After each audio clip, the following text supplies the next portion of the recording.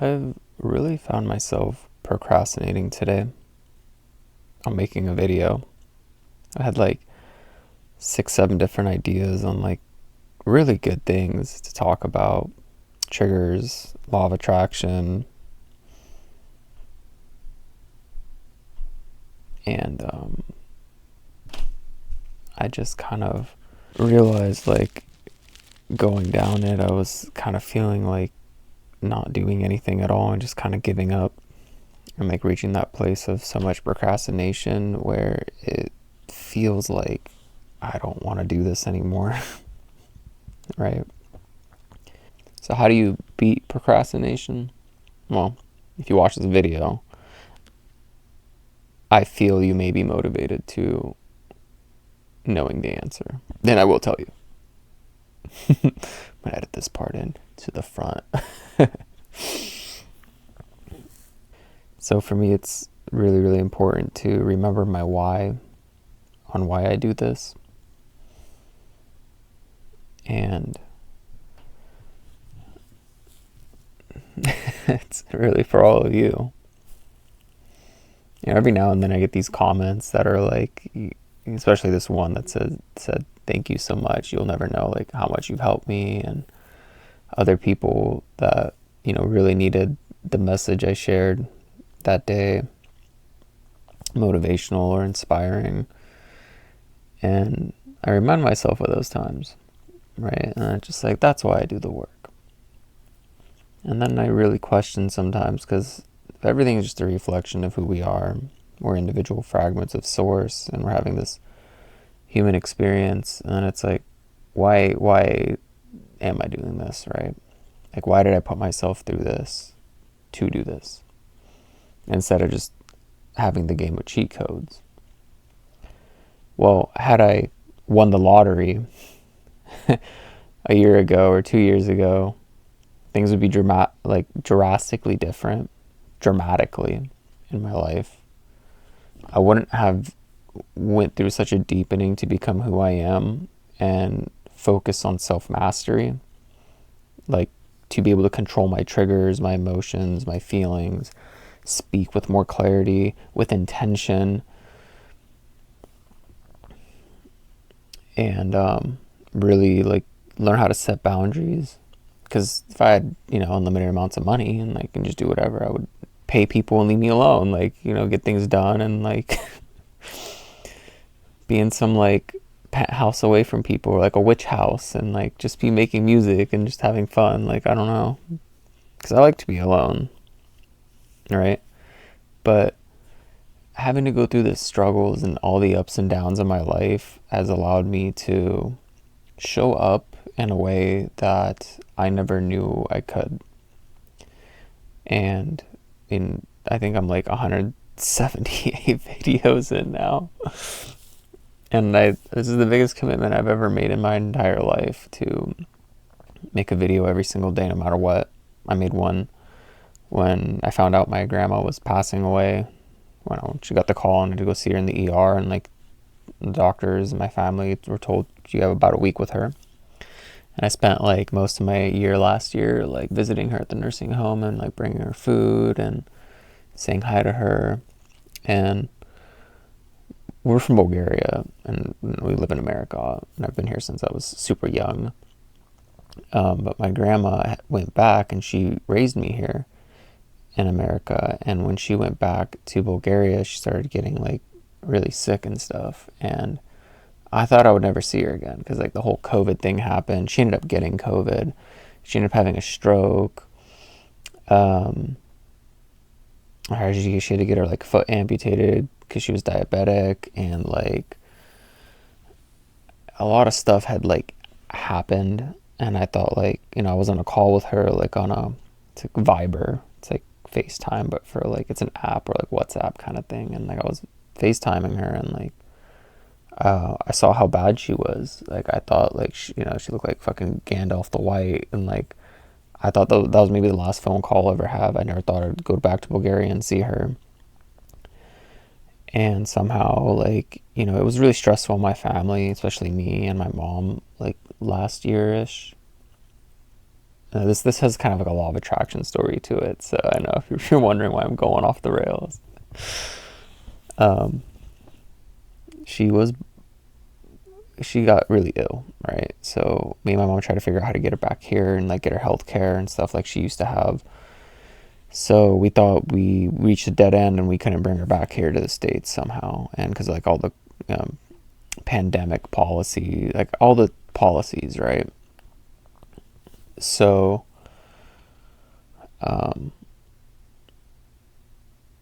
yeah, anyways, we ended up figuring it out. She got here. She got her nursing home, like literally right down the street from where I live. Like, it all kind of worked out.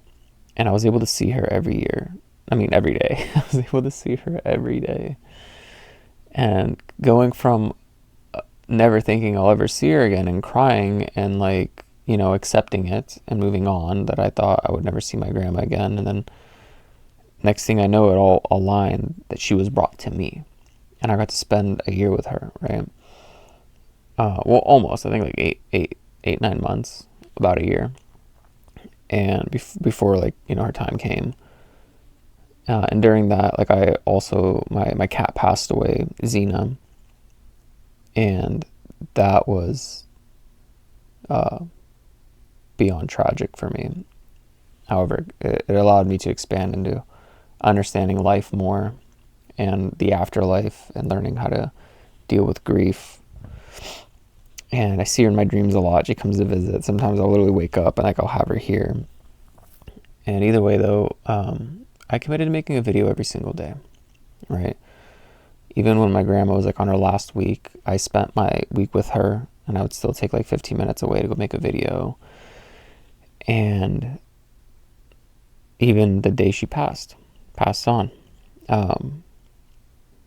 which is really interesting because like I knew like that day, like it was the last day. It was like 7 days, and like I knew like that day because you could already tell she was getting like loopy and delusional, and like it was Friday, and on every Friday I'd go over and visit her. Most Fridays when I did, and I would do this dance thing with her and call it Petekses Babo. In Bulgarian, it means Friday with grandma. And dance around and stuff like when I was a kid, like, because I was, hyper and nothing to do. So, and she loved me. She unconditionally loved me. I had to actually look back and find out no matter like how much abuse my dad put me through or how much struggle like my family had been through, like my grandma did her best to unconditionally love me and take care of me. And like, I've never met anybody else who held that amount of unconditional love until like I stepped into that vibration and realized like how much love she actually held in that space. Like it was unconditional. And the point is though is, I know it's late. I didn't really have too much I wanted to talk about. But either way, it was over about procrastination. It's like I just stayed committed regardless. And on that Friday that she passed, which was on Petekses Babo on a Friday, I got up and I thought I would have a little more time and have coffee, but like I made my coffee and I went like straight down there.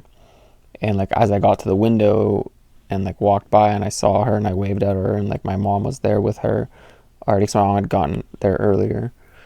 And as soon as I got there, like I waved at her and like I was about to go like Petekses Babo, and then she started like choking and like some like black stuff was coming out of her mouth and it was getting really bad really quick, right? So, and like I went over and like I knew she wasn't doing well and I thought this was like it, right? And I didn't get to say Petekses Babo yet. So I was like, so I accepted, what was happening, and we all knew she was in a hospice at this point. She was still in the nursing home, but registered as hospice. And I started doing the dance because it was like, this is the last time she'll consciously be able to see it, right? And I know she would appreciate it. So, but I got out of the room and like I came back and I watched her pass on, and my mom left the room for a bit. They were trying to like she was like, they were trying to give her air, the nurses and stuff. And like I knew it was like, it was her time to go. And last thing I remember was like telling her how much I love her and like it's gonna be all good. And watch her go to the afterlife and become who she really is. So, which was, and not only did I get another Petex's Babo, I got my last Petex's Babo. Like, she waited to pass on, like, before it was all done, so I could be there for, like, that last celebration. Which, not only did I get my grandma, like, brought to me where I got to spend time with her, and I didn't have to go to her. She was brought to me. And I got the last thing that I wanted, because when we found out that week prior, like, I wanted at least one last Petex's Babo. Like, I even asked her, I'm like, all right, just one last Petex's Babo. Just, can you stay until bed? You know, she's like, I think she said she would. I don't remember. She was like in the ER, but I did ask, and it did happen. And it was like that morning, same, you know, like, and I thought that night prior she would actually, like, not make it, right? So that's why I kind of knew I had to kind of rush. And same with, like, a quick sidetrack though, because I have to, like, redo this. I'm adding this extra part in anyway. Same with my cat when she was passing away. Like, I didn't, she just got really sick really quick too, and, like, I brought her to the cat ER actually, after bringing her to a vet earlier, and the vet just like, oh, she's basically has, like, a flu, like, she either fights it or, like, you know, consider euthanizing her. And I'm like, no, right? So anyway, went to the ER, and she, you know, that's probably a thing I'll talk about later more of. However, like, I didn't want to euthanize her, and my mom was, like, strongly, like, there, like, thinking, like, you know, Xena could fight, you know, Princess Warrior, and I thought so too. And, like, I didn't want to, like, at the time, my perception of, like, euthanizing a being was, like, I'm taking their life is how I saw it, and I didn't want to, like, do that, right? But I didn't realize, like, the euthanization would have, like, taken away her pain and stuff. And, like, as I was sitting there crying, like, in the ER room with her in my arms, I was like, one of the nurse ladies, animal nurses, came, and, like, she asked me again for the euthanization part. Like, she was just kind of persistent on it, because she wanted, you know, to make sure that if I had changed my mind, she would come back and, like, just check and see how things are doing. And, like, I was, like, just crying, and I finally shook my head yes. Like, I realized how much it looked like my cat was suffering, and I was like, I yeah, you know, bring it. And right before the nurse walked in, like, I watched my cat, like, take her last breath. And, you know, she, like, let out one, like, meow that was, like, like, it was like this telepathic thing saying, like, it's gonna be okay, don't worry, I love you, like, you know. And, like, and then she just, like, passed on. And however, my cat also waited. Like, she knew I didn't want to euthanize her, and when I finally made the decision to do it, I feel like crying. God, this is a lot for me. I guess I notice I start to, like, itch when I get, like, in these, like, in-depth spaces, or start, like, touching myself. Like, well, not in, like, a weird way, but, you know. Yeah, she waited though, like, and when I made that decision, my cat made the choice to leave, like, which was, like, almost instantly. So it was really strange. But I saw it as, but I saw it as a gift that she left me. Was she knew how much it would hurt me to make that decision, and, like, for me to think, because I would probably held it over my head for a bit. And I cried so much that night, by the way. Like, I never cried harder in my entire life, except that time with my cat. That I, like, however, and this cat was not normal cat, by the way. Like, she was my familiar, absolutely. Like, she would speak to me like a dog almost. She would come, like, I could just, like, be sad, and, like, because when I was living in my other place and I had a master bedroom, she could be in the bathroom, or, like, somewhere in one of the bigger closet or something, and, like, I could just, like, you know, be sad or just thinking about her, and then she would just hop over. like instantly. And like she would follow me and she'd play hide and seek with me. Like, yeah, this cat was, she showed me what divinity from a soul, like from a fragment, like it all made sense. Like you can never connect the dots like where you're at or looking forward. You can only connect things after they happen. Like it all starts to make sense after things happen. Anyway, back to my grandma's story. Just this is like an extra edit that I added on. So yeah, it was I don't know. Point is like I got to go from, I let go though. I let go of the fact that I would never see her again. And I accepted and came to terms like a year prior that like this might be it. Actually, like 3 years prior to that, because like I thought I would never go to Bulgaria and see her again. And she didn't want to come back to America. She wanted to stay in Bulgaria. And somehow the universe aligned it for me.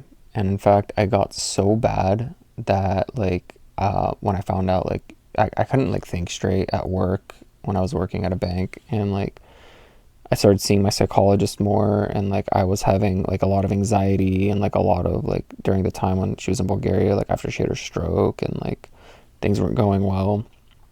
And we were trying to figure out how to get her to the States, and like I was freaking out, and like somehow my psychologist was able to give me a family leave so I can take care of myself and like figure out like how to get her here. And paid family leave, like that's a program that's available. I didn't even know, but like it got so bad, like I'm grateful for the people and the people I worked for. Like they really supported me in a time of need, and it was such a deepening of my soul during that time. It's like no matter like what you go through, like it's always going to benefit you. And even though I had like 3 months off of work, like I could get paid to do it, and like I was really working on myself while trying to find happiness and like not spiral into depression, because I dealt with it for so long. And part of my depression is like not knowing my purpose and where I'm heading. So part of my why is like, this is why I do this, because I had to go through the deepening, my dark nights of the soul, my own shadow, in order to provide information for those going through the process. And at the moment, on YouTube I have like 61 followers, right? But I had 8 like 3 months ago. Like trusting the process and having faith is, and I'm at like 360 something on TikTok, right? 360 something followers on there, which is freaking amazing. At one point I had fucking 3 and 2 and like nothing, right? So trusting and walking in faith is, you keep going, and there may not be any evidence that you're going in the right direction. And when I do get nice comments that I am assisting and helping and supporting others, it fuels me, right? Like I get that reflection of energy. But I reach the point where I'm just like, it doesn't matter. 60 people in front of my doorstep, like wanting some guidance and assistance, and are there to hear what I have to say. Like, F it. I'm just going to keep showing up. I don't need to have perfectly polished videos every single time. I'm going to keep being curious and investing and growing and expanding, because I do want to make really great content, and I am, and but most importantly, like who I've become as part of the process of creating this content is, I couldn't pay anyone to teach me this. Like you can't, like taking one foot after the other, no matter what, and staying committed to something consistently and letting it being imperfect and taking action, CCIA, like you grow in tremendous lengths. And this is probably one of my most vulnerable videos I've made. I've made this one more about me with some of my journey. Normally I'm like kind of just like motivational speakers, like that's just like the inner me that wants to come out. And I let that roam out. Today I'm so fucking tired. I had like 3 hours of sleep. My mom stayed over and like woke me up at 6 a.m. fucking cooking and stuff, and like going ham sandwich. And I went to bed because I was working on my business and like creating content and doing stuff. 3 a.m. kind of like right now. And like I went over and I looked at her in the kitchen, and I'm like, so what is happening? I thought you were gonna like sleep in and all that. And the next thing I know, she's like making some thing in the blender, using another blender in the blender. Like that shit was a sight to see, dude. My mom cooking in the kitchen early, like that shit cracked me up. So I guess this, chill vibes video. But like she had the Vitamix like blender thing, and like she had like one of those like, like handle things that you like push the button in, and like it has like a blades at the bottom. She was like having the blender thing, and like it's fucking nuts, bro. Dude, that was the funniest thing I've seen. Her reasoning was like it wasn't blending correctly or whatever, but you know. But yeah, how to beat procrastination. You just keep fucking going. You take consistent, committed, imperfect action. When motivation is not enough, just stay consistent. That's it. Just show the fuck up. But yeah, much love. Have a wonderful, magnificent, transformative, alchemizing day, Cosmic Soul. Like and subscribe, follow, hit that notification button, comment, hit that share button even. Like, all right, much love and light vibration out. Bye.